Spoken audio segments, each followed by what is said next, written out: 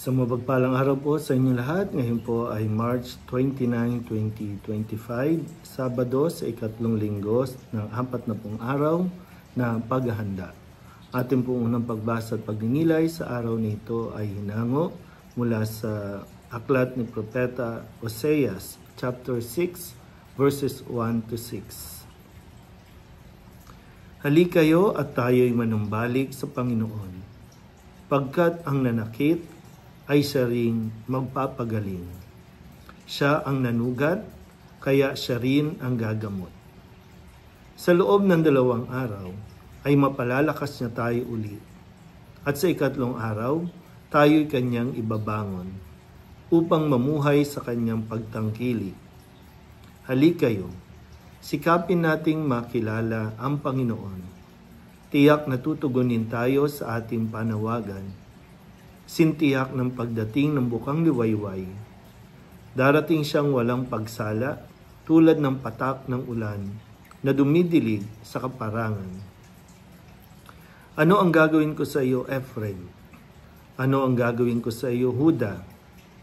Ang pag-ibig ninyo sa akin ay tulad ng ulap sa umaga, gaya ng hamog na dagling napapawi. Kaya nga, ipapahampas ko kayo sa aking mga propeta. Lilipulin ko kayo sa pamamagitan ng aking mga salita at simbilis ng kidlat ang pagkatupad ng aking hatol. Sapagkat katapatan ang nais ko at hindi hain, at pagkakilala sa Diyos sa halip ng handog na susunugin. Ang salita ng Diyos. Muli po, isang mapagpalang araw sa inyong lahat. Sa magkasunod na araw, atin pong pinapakinggan at pinagninilayan itong aklat ni Propeta Oseas, saan ang paanyaya nga na tayo po ay magbalik loob sa Diyos. Maganda po yung unang bahagi dito na sinasabing tayo ay manumbalik sa Panginoon pagkat ang nanakit ang siya ring magpapagaling, siya ang nanugat, siya rin ang gagamot. Talaga naman po na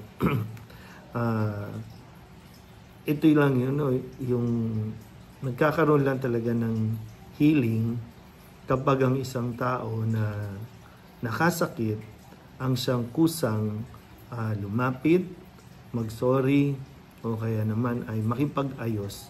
Doon talaga nagkakaroon ng kaganapan, yung pagkakaayos ng relasyon.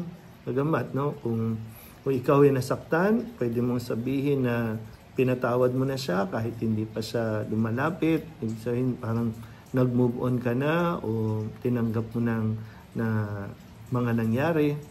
Pero yung 100% na magiging okay na kayo ulit ay kung yung nanakit, yung nanugat, ang siyang alalapit, dahil nga yun din yung magpapagaling at gagamot sa mga nangyari. Kaya sa panahong ito, tayo po ay papasok na sa ika-4 na linggo ng panahon ng Kwaresma.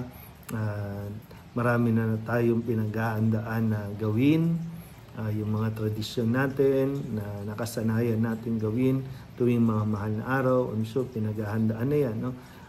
May naririnig na rin tayong kabi-kabilang mga pabasa at mga sa ibang lugar, yung mga practices nila doon.